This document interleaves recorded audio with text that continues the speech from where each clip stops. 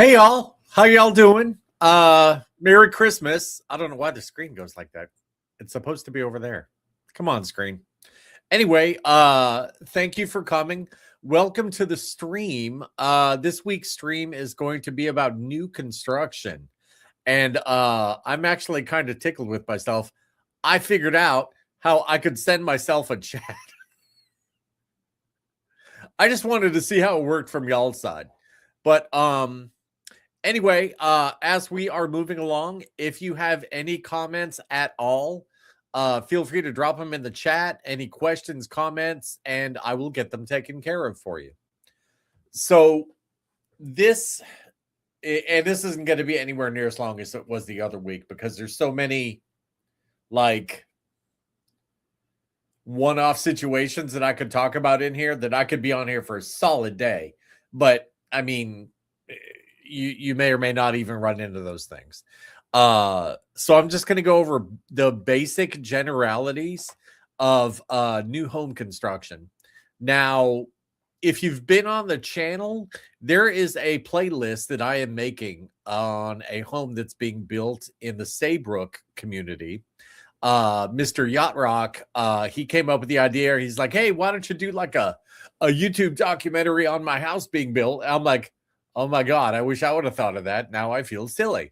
So anyway, we have 4 information-packed videos inside of there, literally going from like grass and dirt all the way up to, at this point, the cabinets are hung in the house, and it documents every step as it goes along, and it answers a lot of the same questions that y'all might have if you were getting a house built. So this oh, wait a minute. Forget to set up my mouse.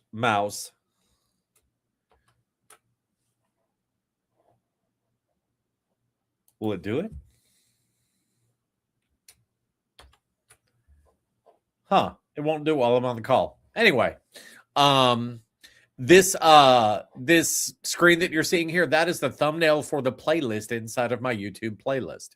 So after this, if you're curious, there's all the source information right there.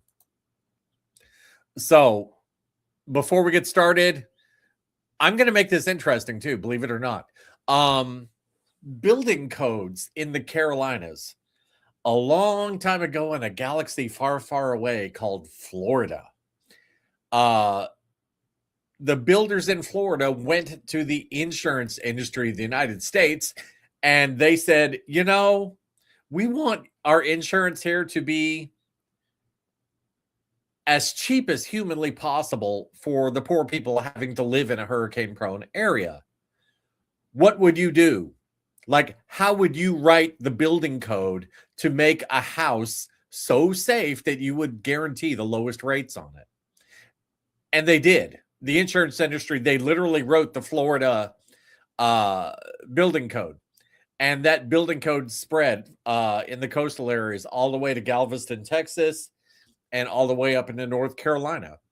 Our insurance code is one of the strictest in the entire country, at least here where it's at the beach. It's because it's hurricane prone. It makes sense, right? Now, with all of that being said, because that goes into what we're about to go over, I want to talk about things that all builders will do for you. And this is just a super quick list. I get a lot of folks who they haven't bought a house in a while. Could be 20 years, could be 30 years, right? You're up north, you're cashing out of your place. It's like a 3-bedroom, 2-bath that was built in like 1970 something, and it's worth a gajillion dollars because like you're inside the city limits, that kind of situation, right? And you haven't bought a house in a while. So basically, most builders, and I'm being totally general here, most builders are going to have some kind of lender involved for you, as well as an on-staff lawyer.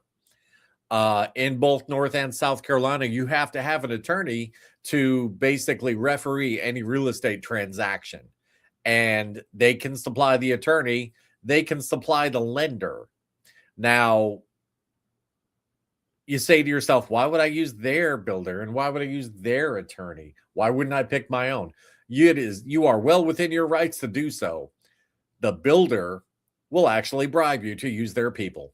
That's where most of your incentives come from. If you use their lender and if you use their lawyer, they'll give you their builder's incentives. How all that happens is behind the scenes. It's got to do with Wall Street and like mortgage securities, and that's beyond the pale of this one. This discussion anyway, but it's worth looking at. If you're going to finance, especially, usually you can get a better rate with the builder anyway, like better than from your own bank that you've done business with for like a billion years. That's because they're buying your rate down for you, and then they're not charging you for it. They just want you to buy a house.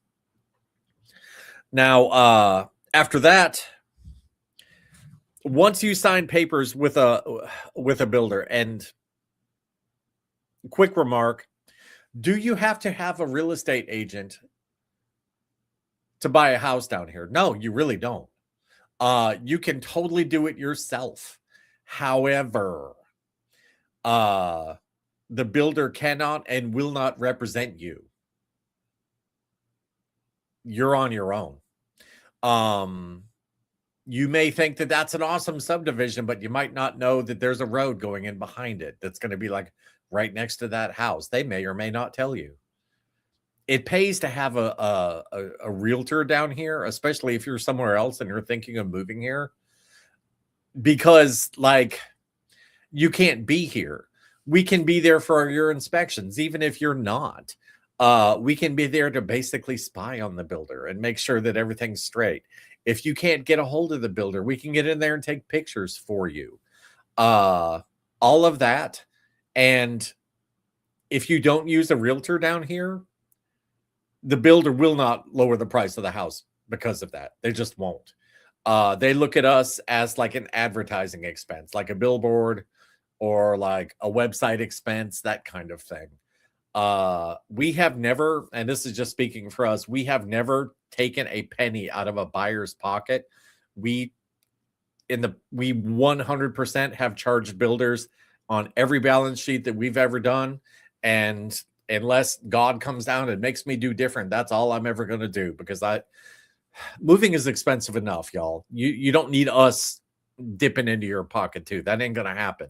We, seller, that's where the charges go. They go to the seller.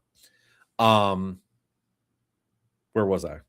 See, I've got note cards right here. It tells me. Okay, yeah.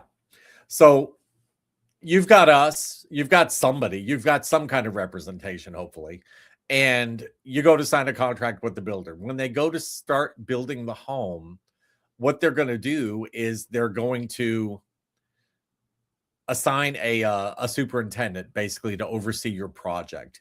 That's like their on-site builder. He's not a contractor. He's an employee of the company. He will oversee all of the contractors. He's supposed to give you weekly updates, send some pictures to you. Most builders have different apps that like they send you a link, you install the app on your phone, and like every Wednesday or every Friday, it's like, oh, there's pictures of my baby being built. Again, if they're not doing that, we can go behind and we can send pictures too.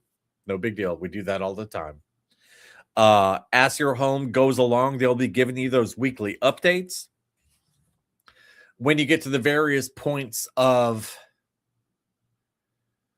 I don't want to say decision. When you get to the various like important points, especially like your blue tape walkthrough, a blue tape walkthrough, y'all, all that is basically it's 1 week before closing. The house is complete. There's a certificate of occupancy issued on the home. It is legal to move into it as a home. And a blue tape walkthrough is basically like, okay, everything's done. We're going to go in and we're going to pick it apart and we're going to try to find every single little thing for the builder to fix.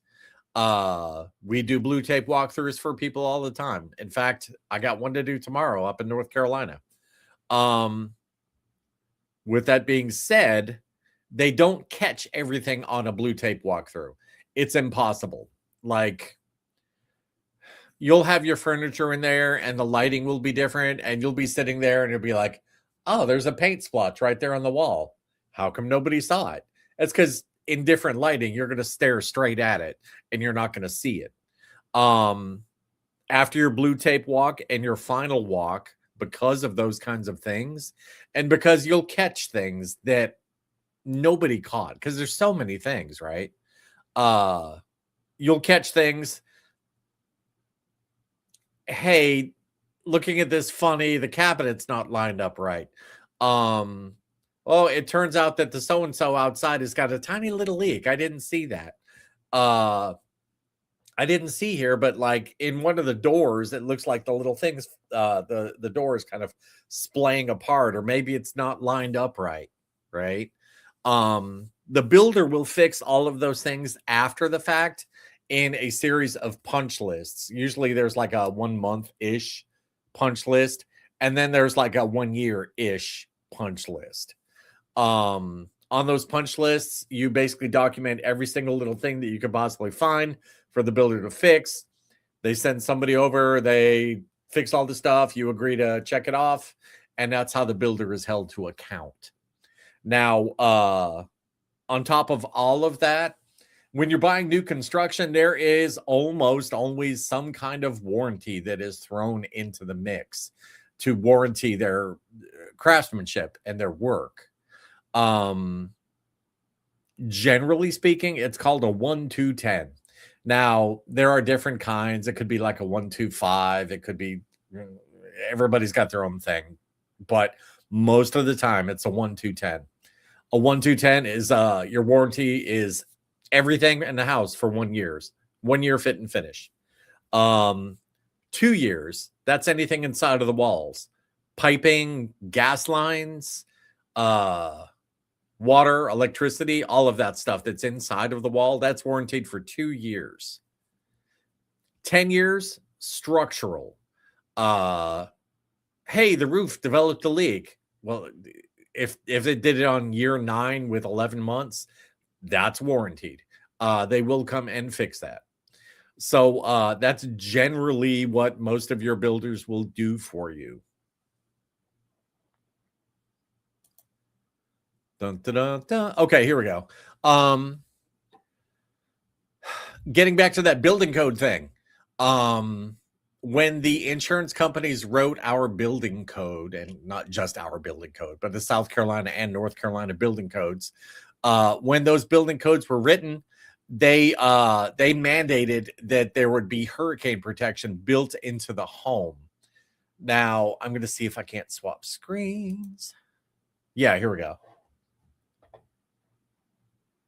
Generally speaking, and if you look at that video, at the video series that I alluded to earlier, I go into all of this in depth, but basically, right there, do you see where the steel strapping, basically, it's almost like it's tying the house together? Those are called hurricane straps. Those hurricane straps, basically, what they do is they tie the roof to the walls, and then the walls are somehow anchored into the floor. So the whole thing is one continuous unit. And any kind of stress from a storm, like a super high-speed storm, the whole house is basically taking the stress and spreading it out so as not to have a roof ripped off or something like that. So as you can see there, those straps are holding the roof down to a support truss, and that truss is anchored into the walls. There's all kinds of different ways to do this. There's straps that come out of the ground. Mr. Yacht Rock's house, his house has like 2-foot freaking hurricane straps, big steel straps that are literally bolted and anchored into the cement. So like, in order for his house to get torn off the foundation, it would literally take the finger of God to do so. Because that's the only way you're going to literally rip steel. That house is extremely well engineered. Generally speaking, those straps, that's how some builders do it. Other builders do it by having cables that are inside of the wall, basically like a big thick steel cable. And I couldn't find a good picture of this where you could actually see it, but imagine a steel cable as big around as your thumb, and that cable basically is all the way up top, and it's anchored into the roof, and it goes down through the wall, down into the ground, and it's bolted into the cement. So it's like shoelaces, basically anchoring everything down and tightening and tightening and tightening the house and go wunk and bringing the house right down to the cement. It'll either be those cables or it'll be some kind of strap system, one or the other. Is there one that's better than the other? Honestly, no, it's not.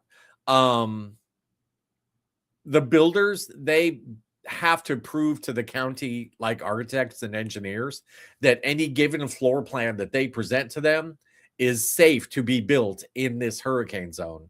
So however they do that, be it straps, be it cables, be it both, or some kind of combination of both, as long as they can prove from an engineering perspective that that protects your house, that will satisfy the county. And yeah, I couldn't find a good picture of this one either. Of course, I've got it all documented on video, but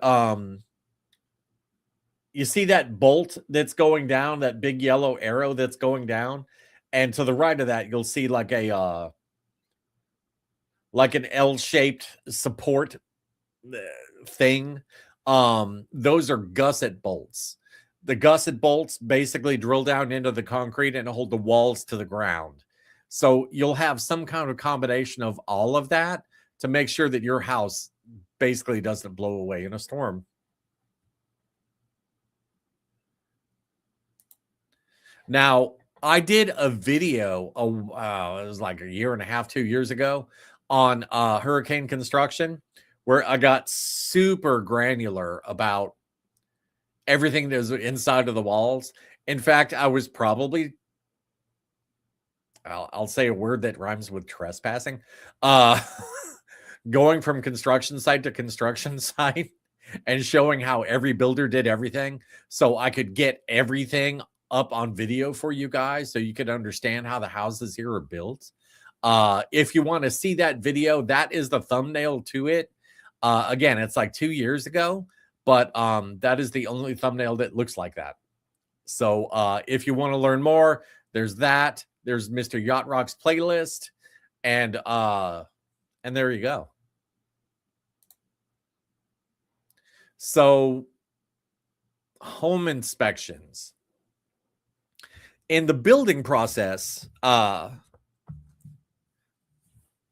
somebody that's buying a house, getting a house built, you're naturally going to want to know, hey, how can I keep the builder honest? How can I make sure that they're doing the right thing? How do I know that the stuff inside of the walls is right if there's drywall over it and you can't see it now, right? How do you know? Well, let me tell you. Because of the building process itself, there is a slew of inspections that happen without your knowledge. The builder can't even pour concrete until the county comes and inspects everything under the ground and makes sure that everything is laid out properly. Because once the concrete is poured, how are you going to know, right? If everything under the ground is not correct, guess who's not pouring concrete that day? The builder. Once concrete gets poured and the building gets built, before the drywall goes up, before the insulation is in and the drywall goes up, the builder is not allowed to put the drywall up until the county inspects everything inside of the walls to make sure that it meets code and to make sure that everything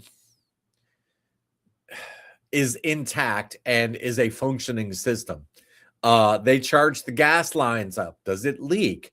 They'll put, I think it's like 40 pounds, 30 pounds, somewhere around there of pressure on the gas lines, and they'll charge it up and they'll leave it and they'll leave it and they'll leave it. And if they don't come back and it's exactly that amount, you got a leak. So guess who's not going any further until they find that leak? The builder. They'll do the same with water. Usually, especially if you've got a second story, what they try to do is they try to fill up everything that's upstairs. And that way, with the system of drains and how it comes downstairs, there'll be basically water holding inside of your entire house. If that water leaks out, well, you got a water leak. And they can do the same with electricity. Obviously, they can, they can test to see if there's any kind of like electrical leakage by taking their instrumentation, going up and down the lines, to see if there's any kind of like a magnetic. So all of that happens before they're even allowed to put in the drywall. That's another huge inspection that happens. There is another huge inspection that happens basically when the house is close to being done. They go to the county and they say, hey, is this house fit to be occupied? And the county comes in and they do a big inspection. And that's when your certificate of occupancy gets released. If it's not, you don't get the CO. If there's no CO, there's no closing. It's technically legally not a house until the county signs off on it being as such. Those are just 3 inspections that happen. Every builder is going to have their own system of doing things, right? I'm going to tell you some inside story here that a lot of people don't realize. The companies are going to do their own internal inspections. Why? They don't want to pay for warranty claims down the line. They don't want to put a roof together that's shoddy and then have you turn around in 2 years and be like, my roof leaks, because that costs them a fortune to send somebody out. So they want to head that stuff off before it happens. With that being said, they will hold a whole series of like QA inspections, quality inspections. And every builder does it different, but there will be a whole series of quality inspections that happen behind the scenes. And on all of that, you don't get to see any of it. You don't know about it. It just happens, right? On top of that, some companies will turn around and they'll go hire a third-party inspector before the county comes back in and does their certificate of occupancy. And that third-party inspector will come in and they will tear that house to pieces, trying to 1 point here for this, half a point for that, 1 point for this. And they will hit them on every conceivable thing because they want it to be high quality for you when you move in. Now, why did they spend all of that money? Why is it important to them?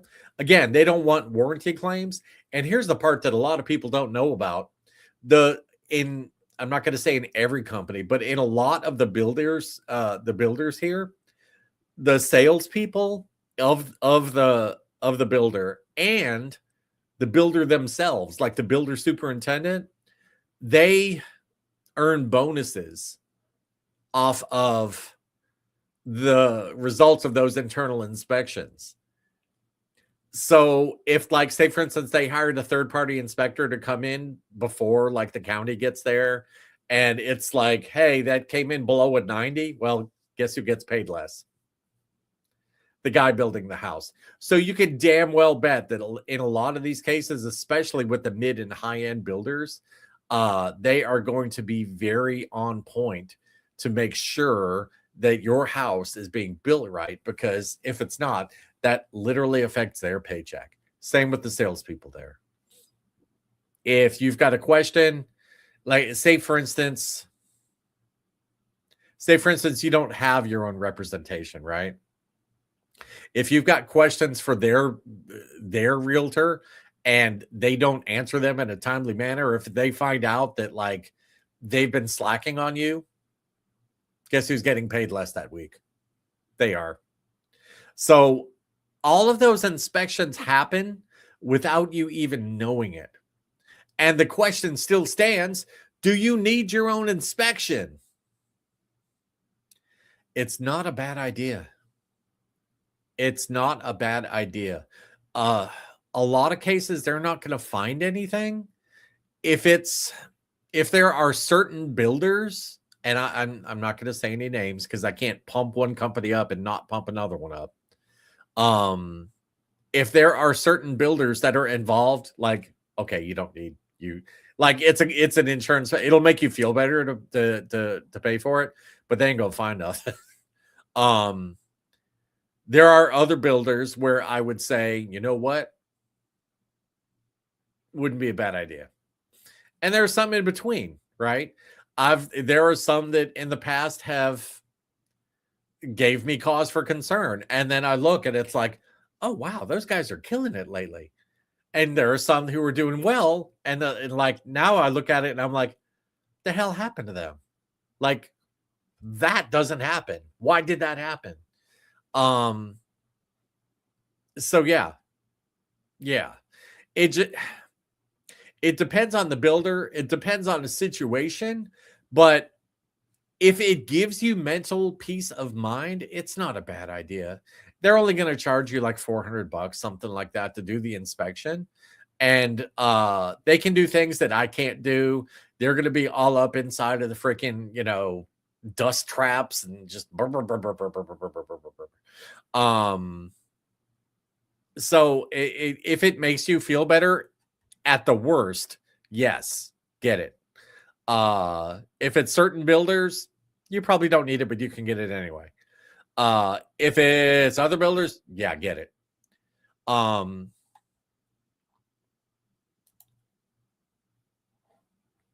So generally speaking, that's all I've got. It's before Christmas. I didn't want to sit here and talk y'all's ears off about that, especially when there's like so much that's in those other the video series and the hurricane construction video that I did a couple years ago. Do y'all have any questions at all? If you have them, all you got to do is type them in the chat.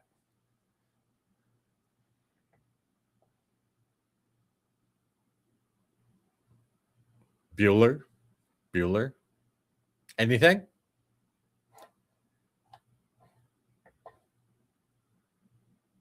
I'll give it another minute just in case somebody's typing. I'm looking at my phone. Oh, wow, that's really freaky because there's a time delay, so I can see myself moving after the fact.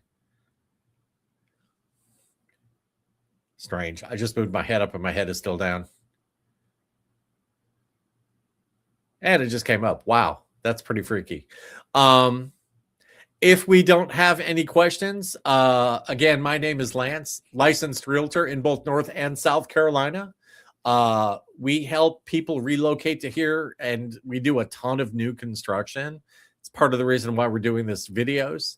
There is no downside to using an agent, at least us anyway. If y'all got any questions that I'm not catching, I'm not seeing anybody doing anything in here. If y'all have any questions, feel free to reach out to me. You can see my contact information in the description of this video. And on that note, seriously, y'all have a wonderful, wonderful holiday with your families wherever you are. And Happy New Year.